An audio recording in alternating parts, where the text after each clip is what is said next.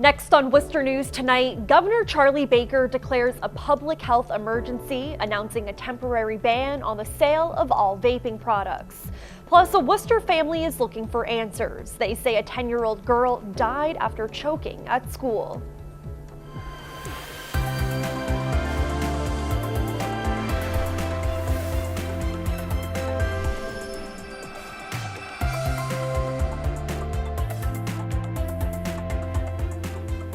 Good evening and thanks for joining us. I'm Olivia Lemon. Hot and humid across central Massachusetts. There were some spot showers in the area today.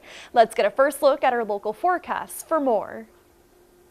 Hey there, good evening. I'm meteorologist Pamela Gardner. Well, we had a few sprinkles across central Massachusetts, but according to our in-house forecast system, a few of those clouds will linger through this evening. The sprinkles go away, the showers are done, and overnight we're clearing out. Our temperatures will fall into the 50s, and it's going to be cool and crisp to start off your Wednesday forecast. Wednesday afternoon, more sunshine and even cooler weather on the way. Overnight lows in the 50s, 55 for Worcester, 54 in Fitchburg, even 57 degrees in Boston. And the wind from the north and west helping to usher in the cooler temps tomorrow afternoon. Upper 60s to low 70s from Worcester to Fitchburg. Franklin 74 and in Lowell 72 degrees. So we're still cooling down for one more day, drier day for the middle of the week. Then a few more ups and downs return to the forecast. Women could see some 80s coming up in Worcester's exclusive 10-day. Governor Charlie Baker has announced a 4-month ban on the sale of all vaping products in the state. In remarks today, Baker said vaping-related lung illnesses are a public health emergency. Joylem Nakrin explains. Today, I'm officially declaring a public health emergency in the Commonwealth. A 4-month ban announced on the sale of all vape products, flavored and non-flavored, in both retail stores and online. The Department of Public Health and local boards of health, working with law enforcement, will be charged with enforcing this ban. It comes after Governor Baker met with a group of medical professionals on this issue last Friday. What I heard was deeply troubling. He cited 61 cases of lung injuries reported in our state, many linked to vaping. Nationwide, vaping-related lung disease has killed 8 people and sickened hundreds more. We as a Commonwealth need to pause sales in order for our medical experts to collect more information about what is driving these life-threatening vaping-related illnesses. The New England Convenience Store and Energy Marketers Association said in a statement they'll make sure their members comply. But vape shop owners told us the ban is a knee-jerk reaction, which unfairly hurts their businesses. The marijuana is legal. This is not illegal. They also wonder why now. If they want to go so far from the beginning, they shouldn't give this much license. Now, over the course of this 4-month-long ban, Governor Baker says that he and his team will assess what regulatory measures or legislative action to take for the long term moving forward. Of course, we will continue following all the developments. Reporting at the State House, Joylem Nakrin, Worcester News Tonight. Developing news tonight, House Speaker Nancy Pelosi announces a federal impeachment inquiry into President Trump. For months, Speaker Pelosi resisted her party members' efforts to launch impeachment proceedings against the president, but new reports on Ukraine have led to a change of heart. Those reports say the president withheld aid to Ukraine to pressure the new president there to investigate the son of political rival Joe Biden. Hunter Biden once worked on the board of a Ukrainian gas company. Pelosi met with Democrats all afternoon. At least 166 Democrats, more than 2/3 of the caucus, supported some sort of impeachment action. The discovery of a meth lab in a Worcester 3-decker forces state and local police to evacuate the building. A state police SWAT team and Worcester police raided this home on Benefit Street last week. Police say they found chemicals and paraphernalia consistent with the one-pot method of producing meth. Michael Blair and Heather Lee Pressey were held on bail. Both are facing multiple charges, including distribution of methamphetamine and conspiracy to violate drug law. A Worcester family is looking for answers. A 10-year-old girl died after choking at school. The family says they were told emergency aid was attempted, but they want to know more so this doesn't happen to another child. Our Chandler Walsh joins us now with more. Chandler.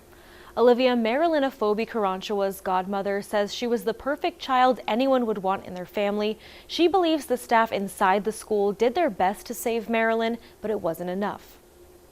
How is that possible? How can a child leave the house in the morning, go to school, and then come back home? The family of Marilyn Afobe Karanchua has a lot of questions. The fifth grader died earlier this month.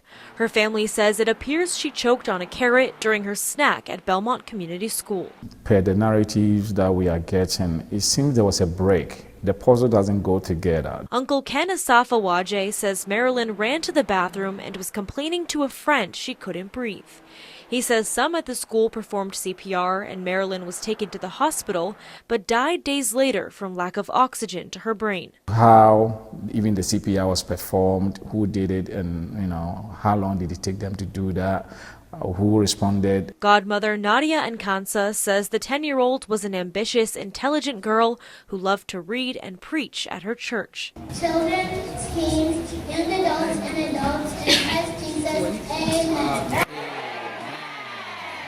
The things that this kid has done in life, I haven't even reached a quarter of it as an adult. Marilyn told people she wanted to be the first female president. No, but all these ambitions we couldn't live to see. I think we will be in a perfect world if we all be like her. In the wake of the tragedy, Asafa Waje is calling on the city to provide more school funding for CPR and emergency response tools to prevent this from happening again. They need more equipment, if they need more hands, if they need more nurses, whatever they do need, let us also do our part by providing them, those things. The Worcester Public Schools say they're continuing to support the family and offer condolences. There will be a memorial service for Marilyn Thursday night at Moronis Park in Shrewsbury. Chandler Walsh, Worcester News Tonight.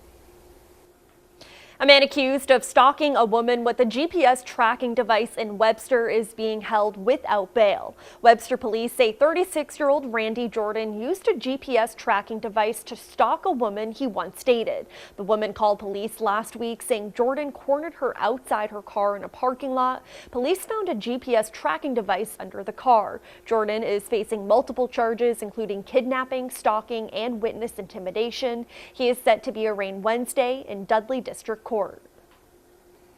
West Boylston police arrest a man in connection to more than $2,000 worth of merchandise stolen from the Walmart in West Boylston.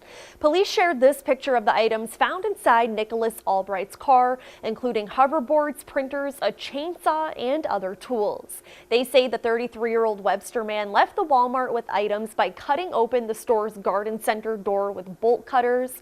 Surveillance video shows Albright loading a parking red Ford Mustang with the stolen merchandise. He is facing multiple charges, including larceny from a building over $1,200 and destruction of property.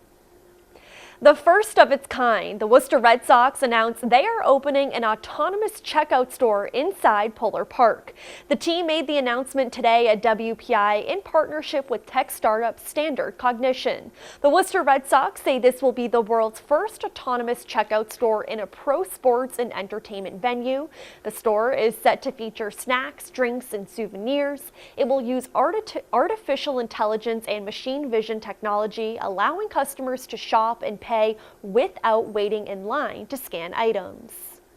One of the things that we advocate for at Standard Cognition is flexibility for the retailer to decide how they want their experience to be, which is what was very exciting to work with the Worcester Red Sox on. Was they had a very clear vision of having a very baseball-themed, very Worcester-themed ballpark and store experience. This ballpark be a place where new innovations are commonplace and where the world sees Worcester as a grounds where that kind of innovation can take place. And Standard Cognition will use ceiling-mounted cameras to associate each shopper with the items they pick up. Fans can pay through the Standard or Polar Park apps or visit a kiosk in the store to use cash or a credit card. The 2019 MCAS results are in, and there are no major changes for Central Massachusetts schools since last year. Test results released Tuesday show modest improvement in grades 3 through 8 in both English language arts and mathematics. The state says both subjects saw an increase of 1 percentage point. This year's accountability results highlight areas of persistent challenge. Parents should receive their child's score from their school district in October.